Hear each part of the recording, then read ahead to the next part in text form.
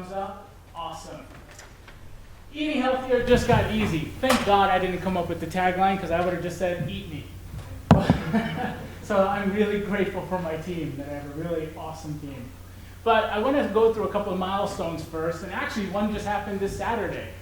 Business Insider picked our company and our product actually as an insider's pick, which just happened on Saturday, which is pretty exciting.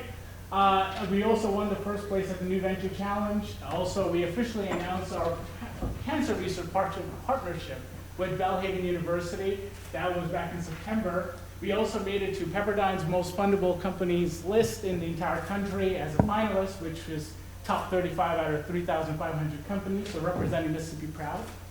And also we were picked by the Company Lab Consumer Good Accelerator, so they actually recruited us in and brought us in, and it was pretty exciting because one of the people there who's an industry specialist actually said we're the next hot thing, which was pretty cool. We also had our liver cancer discovery back in December of last year, where we publicly announced it at The Hague in the Netherlands at the GES, which is a Global Entrepreneur Summit, where we were sent. They picked, out of the entire country, they picked 200 of the most innovative companies there, and we got to represent the United States and also Mississippi. And that's also where we made our public announcement of our latest cancer discovery. So it's not just melanoma, it's also working on liver cancer cells. Also, we went to Princeton, so we were picked out as one of 20 companies to present there, and also we were at the Global Health and Innovation Conference at Yale University, where they had me do 2 separate talks, one in particular on the food desert situation here in central Mississippi. But, first of all, what's the problem? Most people would prefer to eat pizza versus kale. They tend not to like kale. The people that do like kale are a very small subset. So what's the solution? Put the kale in the pizza and put it in such a way that people can't taste it. So kale spoils relatively quickly. We're talking about even when you're trying to eat healthy, within 3 to 5 days it will spoil in the fridge. So that's a challenge, and also the taste and texture. But who am I? Like I mentioned before, my name is Bilal Qizilbash. I'm a scientist, researcher, and generally my work tends to focus on humanity. And I want people to become the best version of themselves, so that's why, even though I had my cancer discovery back in 2013, where we found that juice-coated kale selectively kills melanoma cancer cells, while not affecting non-cancerous cells, in fact, we extended it up to 45 days, where we were treating it with the exact same kale juice treatment and it did not die. We actually got our patent in March 20th of 2018 last year, and we're also in the process of getting several other patents. One of them in particular is dealing with a special wash process that mitigates residual pesticides. In fact, with kale, if you go and buy it today, there's over 55 pesticide residues on them. 6 are well established to cause cancer. So when you're trying to eat healthy, that's some bad juju. Anyway, also another thing that's super obvious, we've been doing this talk for years now, and Rich actually was the one who pointed it out. He's like, if you look at the one on the right, which one would you rather buy? The one on the right or the one on the left? And most people choose the one that's barely green. So we're in the process of patenting that. We're even talking to a large farm right now about instituting that. So if we license it, that's we got the whole leafy green kale market, or green market as a whole. So what's special about Bilal's EasyKale? One, we have a minimized flavor profile, so you really can't taste it unless you really like kale. Then people pick up on the hints of that. It also has a long shelf life, over 2 years, so it's shelf stable for over 2 years. So that's the reason why we were talking at Yale University at the Global Health and Innovation Conference about being in convenience stores for food deserts. It's 100% USDA certified organic. It's also being processed in an FDA certified facility. It's highly condensed. It's 12 times the concentration. 1 teaspoon equals about a cup of kale. 1 tablespoon equals 4 cups of kale. So a little bit goes a long way. It's highly portable, and we maintain the bioactivity of fresh leaf kale. We also had this tested by 2 independent third-party labs, because it doesn't matter what we say. We can say whatever we want. We can tell you all about all the testing we did. But we had it verified by Eurofins Labs as well as Marinux Labs, which confirmed also the nutritional content as well as flavonoid content, because flavonoids, as we know, are very heat unstable. So our business model, we're currently selling on Amazon Prime in Amazon. So 2-day shipping, we got the coveted Amazon's Choice designation. They're also a top-rated, lowest-cost product. So we've been winning some cool stuff, and people seem to like us, and we like them. In regards to strategic relations, I can walk you through the process here. We started off at Aladdin's Mediterranean Grill. It's a local restaurant. In fact, actually, the first version I made was hated. Everyone said it was disgusting. It was 6 times the concentration, it was 6 times the flavor, and even though we were giving it out for free, people were like, get this off the table. I had a little bit of a personal crisis, and about 4.5 months later, I figured out a way how to minimize the flavor profile by accident.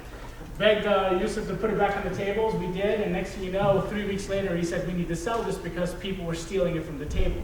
So that's how we started, and we're still there, so if you go to Aladdin, you can try our product. The reason why I have Loop there also is because we're one of the smallest companies on a huge platform. It's a zero-waste platform, so it's very eco-friendly.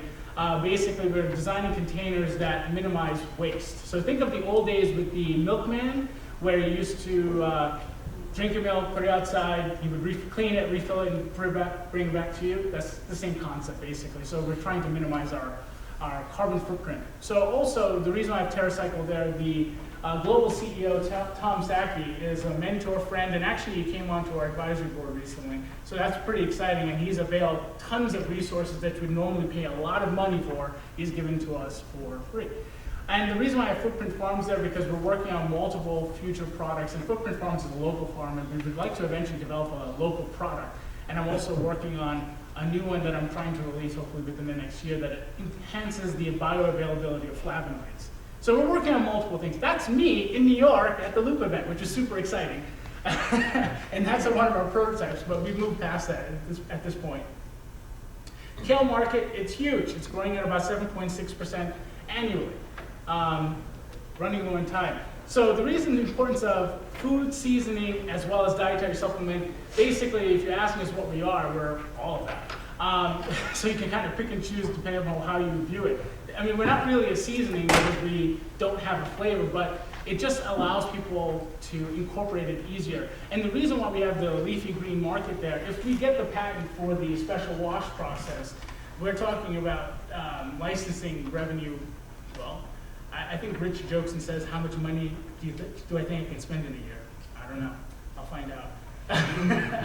Our product, there's so many other competitors on the market. We're better. Well, that's the reason why I developed the product, because honestly, if they were doing what they needed to do at one point, we probably wouldn't be here. So we are the cheapest and the most pleasant taste because we don't really have a taste or a texture to it. So our team, this is where I'm the most proud. Rich Sun, he's our co-founder as well as my friend, and also he's an ex-investment banker who's done over $11 billion in private equity, and also just an awesome human being, and director of the Mississippi Coding Academies. Allison Buchanan, she's our chief marketing officer. She's CEO of the Focus Group agency, and actually she's done some really cool things, and she's also deeply involved with carbon nanotube technology, so it's pretty exciting. Kathleen Cobell is our Amazon specialist. She's sold over $20 million in Amazon products. If you do not understand Amazon, which most people don't, you should get someone to help you navigate the space. And she's also a supermom, which is pretty cool. John Barksdale, he's our branding specialist who designed all our really, really pretty graphics, and he's won multiple national awards for his work, so I am honored to have him on the team as well. Natalie Thomas, she's our web designer, and also designed our super awesome website and chose some fantastic colors, and she really has a tenacious grasp of what we do. And then also we have a new team member, Christina Bernard, who's our resident genius, who I keep proudly introducing her to everyone, but I'll get her up there eventually shortly. But yeah, she's a data scientist, and she is really good at noticing trends. Our advisory board, we have Dr. Elizabeth Brandon, who I actually did research with many, many years ago, who's a friend, and we are continuing to do research at Belhaven University. Dr. Phyllis Hollenbeck, also Rich's wife, and also a published author, and also a whistleblower for the VA. So she'll keep us on the straight and narrow. Dr. Nashley Cephas, most people know her for being the CEO of BeamPath, and also selling her company to Amazon. Dr. Khalid Shah, who's the director of stem cell research at Harvard University, and Dr. Shuja Yusuf, who's a GI specialist locally. So our revenue is matching up with basically our media spend, and where our ACOS is coming down over time. We're going to make lots of money because I'm running out of time. And our media spend and our projections are matching our actual revenue. And questions, this is my favorite part. Well, what's your cost of customer acquisition compared to your long-term value of your revenue? Would you want to take that? Yeah, when you do an e-commerce launch, it's ugly at the beginning. It's like 150%. So it's maybe $22 to sell a $15 shaker. But what you want to see, if you back up, you saw that revenue percentage come down over time. I don't care how bad it is at the beginning. What I want to see is that good trend down, as long as it's going to get down to 10%. We'd like to see it at 10. We could live with 20. But you'll notice in the first 3 months, as we started to increase the media spend, the revenue, which was less than the media spend, that's ugly, was closing the gap. So that trend, the media spend as a percent of revenue, the wide line, is coming down. As long as that trend continues, we'll get to the right place. 3 data points is not enough to be definitive. Yeah. Someone's got to have a question, because I crammed a lot. Yes? As far as your supply chain and making sure that you can make enough of the kale that you have, and you don't have to tell me the specifics, but do you have farms that you work with, specific farms that farm kale, or do Yes. you? And the farmer that we're working with is able to produce over 1 million pounds of kale per year, over that amount. USDA certified organic. And it's, okay, wonderful. The way to think about this is this company basically contracts for pretty much everything. So we contract in the production of the kale, and we will probably never be able to sell more kale than the farmers can produce, because they can scale it up very quickly. And what we do is fits pretty much with the production process of a few of the producers. So this scale is not going to be a problem. Selling it will be the challenge.